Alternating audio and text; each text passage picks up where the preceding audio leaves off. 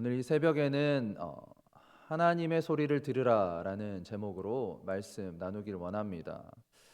이스라엘 백성들이 출애굽을 하고 난 이후에 첫 1년은 시내산 지역, 즉 시내 광야에 머물렀습니다.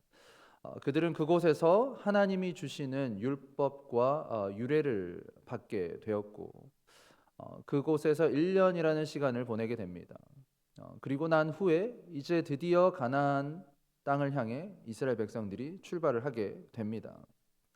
이스라엘 민족이 광야를 지나가는 동안 그들을 가고 서게 하는 것이 무엇이었습니까? 그들이 가고 서게 하는 것, 불기둥과 구름기둥이었죠. 낮에는 구름기둥으로, 밤에는 불기둥으로 하나님은 이스라엘 백성들을 세밀하게 인도하셨습니다. 당시 이스라엘 인구는 남자만 60만 명, 여자와 어린아이들까지 하면 200만 명이나 되는 엄청난 인원이었기 때문에 이 200만 명이나 되는 한 나라를 이끌어가기 위해서는 조금 더 효과적인 의사소통 체계가 필요했습니다. 오늘날과 같이 어떤 음향 시스템이 있는 것도 아니에요. 마이크가 있는 것도 아닙니다. 그 시대에 200만 명이나 되는 많은 사람들이 이동을 하기 위해서는 무언가 더 신속하게, 더 체계적으로 소통을 할 수 있는 그런 지휘 체계가 필요했던 것입니다. 그래서 하나님은 모세에게 오늘 본문에 보면 은나팔 2개를 만들라고 명령하셨습니다. 오늘 2절 말씀에 이렇게 기록합니다. 은나팔 둘을 만들되 두들겨 만들어서 그것으로 회중을 소집하여 진영을 출발하게 할 것이라. 하나님께서 모세에게 은나팔 2개를 만들라고 말씀하셨습니다. 여러분, 이 은나팔은 단순히 소리를 내는 악기가 아닙니다.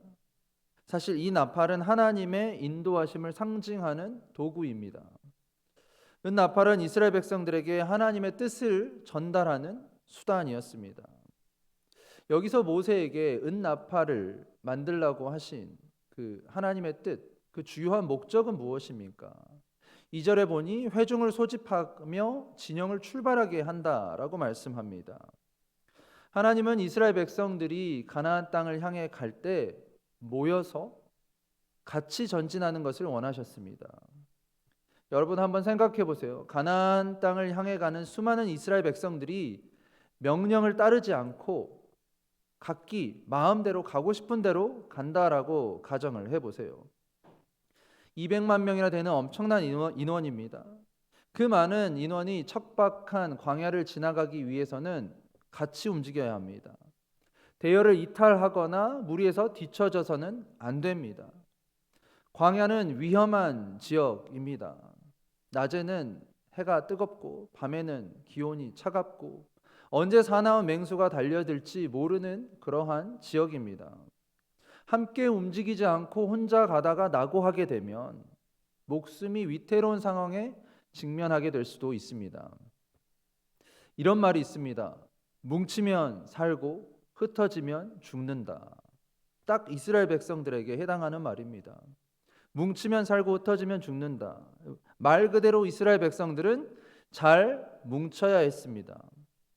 광야를 통과하기 위해 안전하고 무사하게 통과하기 위해서 이들은 일사불란하게 같이 뭉쳐서 움직여야 했습니다. 그리고 그들이 뭉치도록 하기 위해 하나님은 모세에게 나팔을 만들라고 하신 것이죠. 나팔 소리를 듣고 그 소리에 따라 백성들이 움직이기를 원하셨던 것입니다. 여러분, 나팔 소리가 울리는데 다른 일을 하고 있다라고 가정을 해보세요. 다른 일을 하고 있더라도, 내가 아무리 바쁜 일을 하고 있더라도, 내 생각에 아무리 중요한 일을 하고 있더라도 나팔 소리가 울리면 즉시 멈춰야 합니다. 그런데 나팔 소리가 울려도 나 지금 바빠. 내가 하고 있는 게 더 중요한데. 이거 마저 끝내고 가지 뭐. 라고 생각을 하게 되면 그 사람은 진영에서 이탈할 수밖에 없습니다. 그 이탈한 사람은 자신도 모르는 사이에 위험에 빠지게 될 수도 있는 거죠. 이것이 하나님의 공동체 원리입니다. 하나님의 공동체는 하나 되어야 합니다. 하나님의 공동체는 함께 가야 합니다. 하나님의 명령에 따라서 순종하는 것이 하나님의 공동체입니다. 하나님의 공동체의 가장 중요한 원리는 질서와 순종입니다. 교회는 내 생각과 내 목소리를 내는 곳이 아닙니다. 내 주장을 하는 곳이 교회 공동체가 아닙니다. 하나님의 말씀에 순종하고 그 말씀대로 따르는 것이 교회 공동체입니다.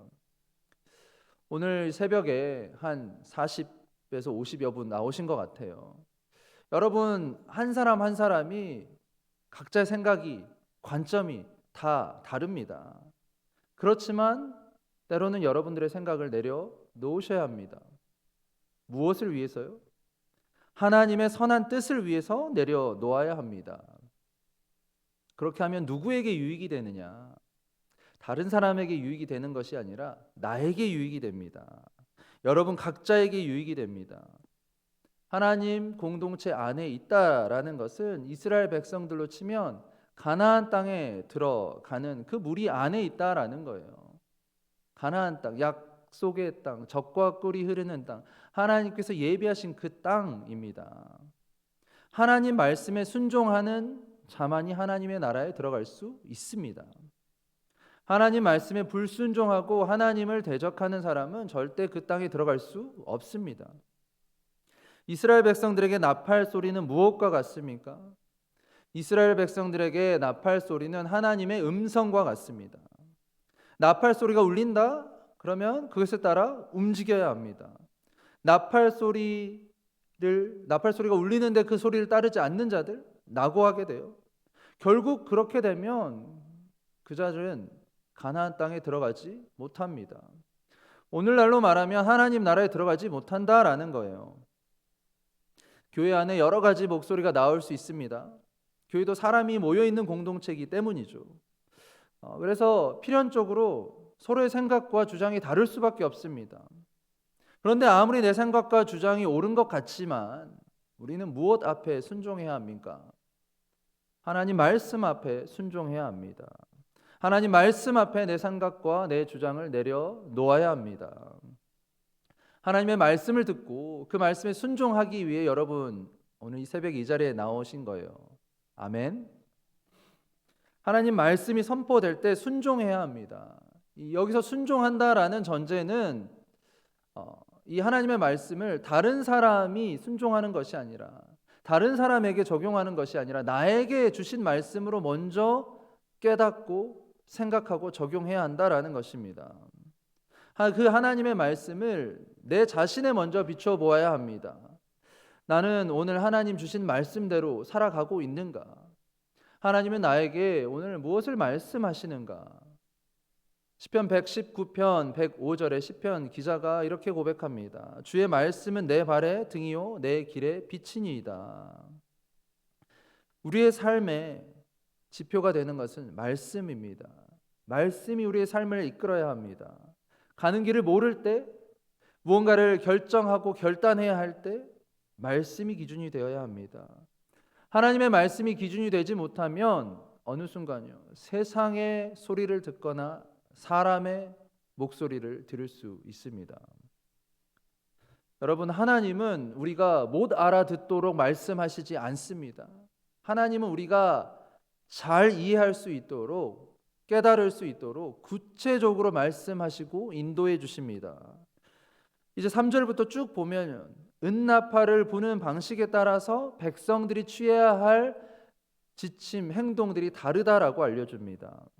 먼저 이 나팔 두 개를 같이 동시에 불면, 나팔이 두 개가 있는데 두 개를 동시에 불면 온 회중들이 모였습니다. 나팔 하나만 불면 리더들만 모였습니다. 이것이 3절과 4절 말씀에 나와 있는데요. 한번 보세요.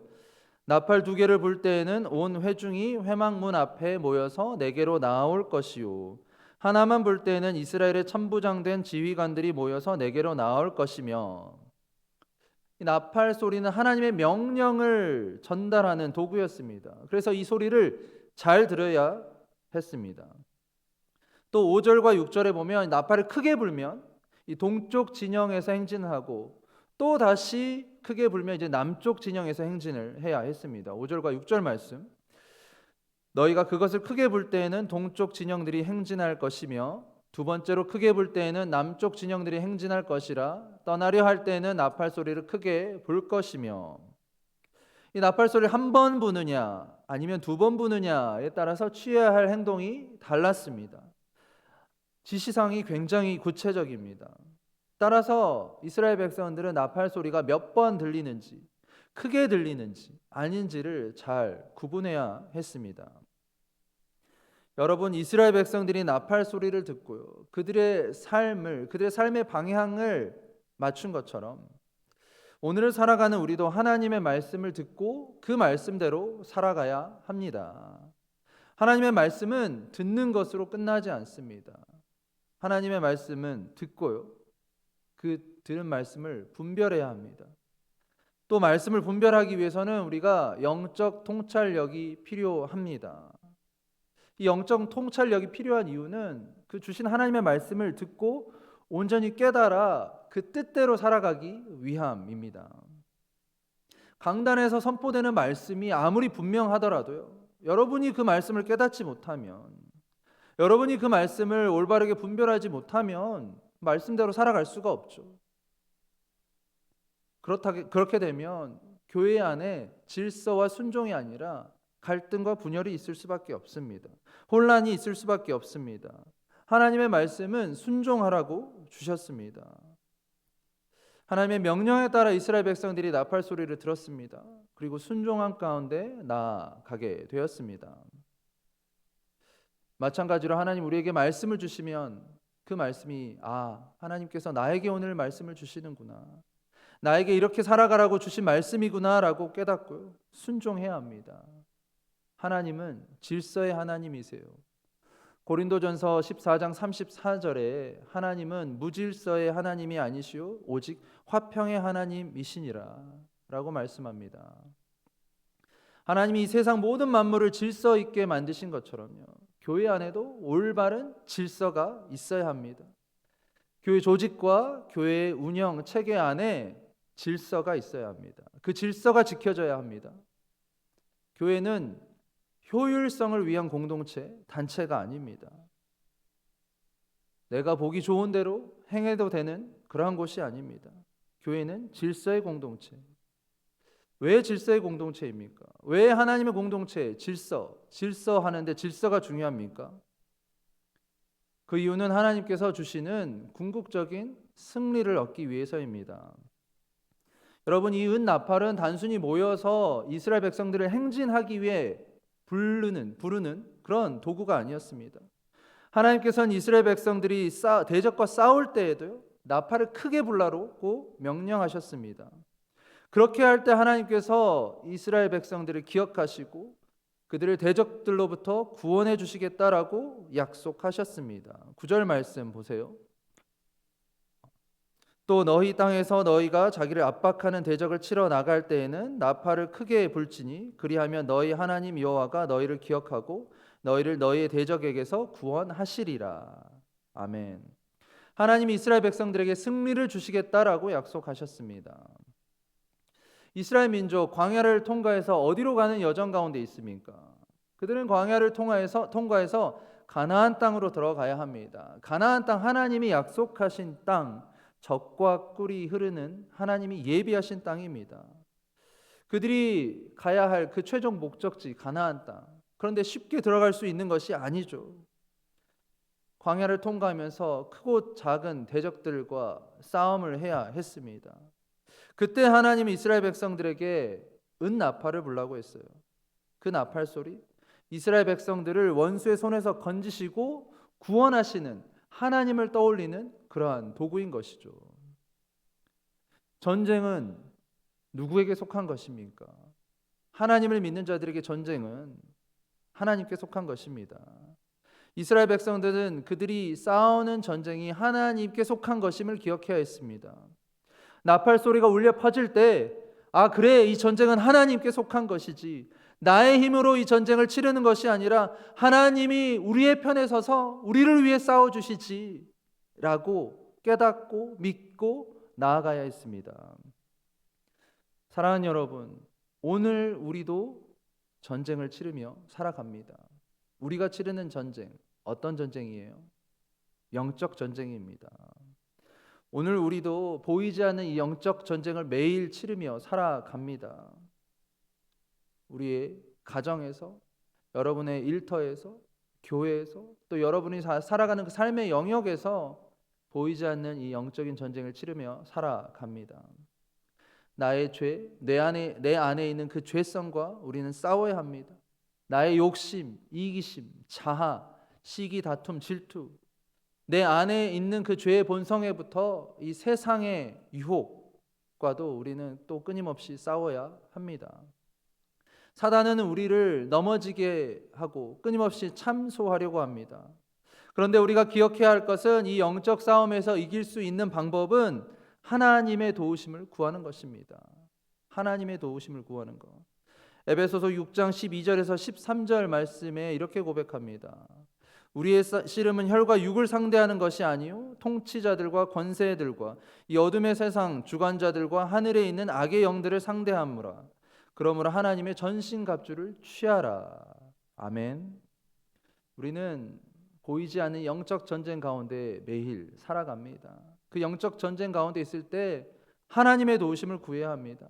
하나님의 능력을 의지해야 합니다. 그때 하나님께서 우리를 보호해 주시고 우리를 승리 가운데 인도해 주심을 믿으시기 바랍니다. 오늘 이 새벽에 나오신 여러분 모두 하나님이 주시는 승리를 경험해야 합니다. 또 우리 교회 공동체가 하나님이 친히 인도하시는 그런 영적인 공동체가 되어야 합니다. 사람이 아니라 인간의 어떤 권위가 아니라 하나님의 말씀 앞에 하나님의 권위 아래 순종하고 질서 있는 공동체가 되어서 하나님이 우리 교회를 직접 이끄시고 운전하시며 우리는 그 하나님을 신뢰함으로 따라가는 우리 교회 공동체가 되기를, 또 우리는 그러한 주의 제자로 살아가기를 주님의 이름으로 간절히 축원합니다. 아멘. 오늘 우리 주신 말씀